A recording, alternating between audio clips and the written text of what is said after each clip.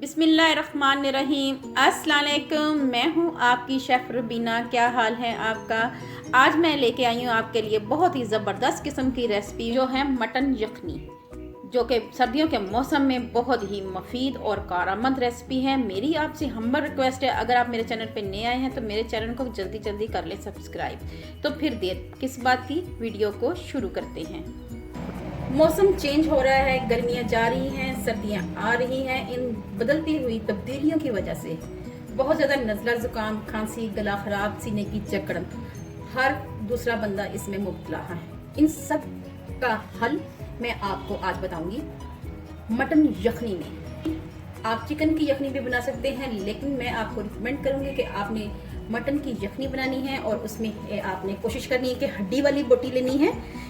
हड्डी हो, मैंने 1 किलो के करीब गोश्त लिया है और इसमें इस तरह ये हड्डी वाली ऐड किया है, क्योंकि हड्डियों का जो सूप होता है ये बहुत ही ताकतवर होता है।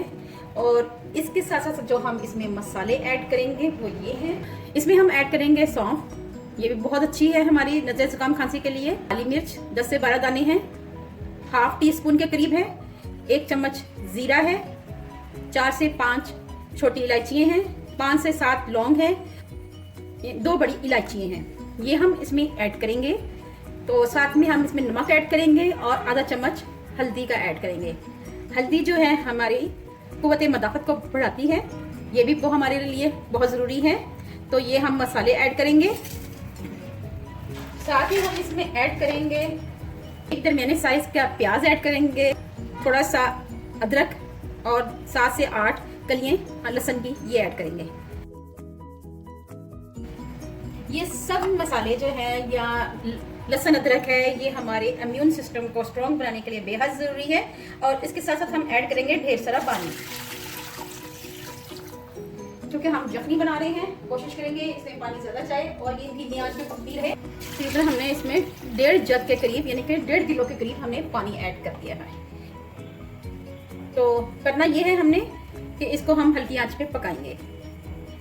जी बस आप देख सकते हैं यखनी को बॉयल आ चुका हुआ है। हमने इसमें दालचीनी नहीं ऐड की थी, अब हम इसमें 2 से 3 दालचीनी के टुकड़े ऐड करेंगे।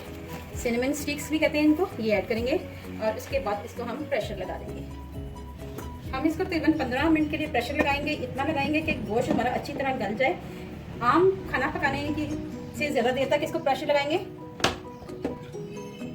आम खाना हम 10 मिनट में अगर पकाते हैं तो इसको हम 5 मिनट ज़्यादा लगाएंगे, ताकि गोश्त हमारा अच्छी तरह गल जाए। इसके अलावा जो हड्डियाँ हैं उनका सूप अच्छी तरह निकल जाए, ठीक है।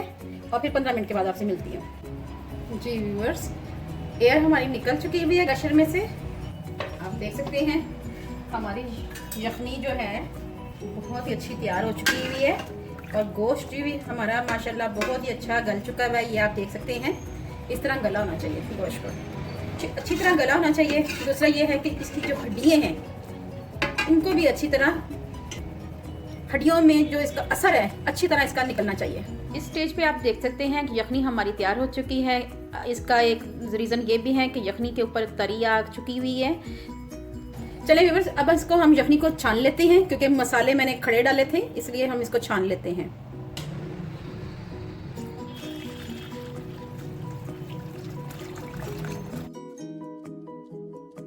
यखनी का कलर देखें कितना अच्छा आया है।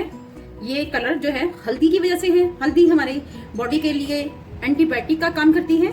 सर्दियों में ख़ास तौर पे आप सर्व करेंगे यखनी को गोश्त के साथ। अगर आप चाहें तो यखनी के साथ गोश्त भी शामिल कर सकते हैं और इसमें नमक कम या ज़्यादा कर सकते हैं, क्योंकि आजकल जो नज़ला ज़ुकाम, खांसी, गला ख़राब हो रहा है उसके लिए ये यखनी बहुत ज़्यादा मुफीद है। और ये एक एंटीबायोटिक है कि इधर उधर की दवाइयाँ लेने के बजाय हमें इस तरह के टोटकों को आजमाना चाहिए। बनाने को तो मैं चिकन यखनी भी बना सकती थी, लेकिन मैंने सोचा क्यों ना आपके लिए एक मौसर यखनी लेके आए, एक प्रॉपर।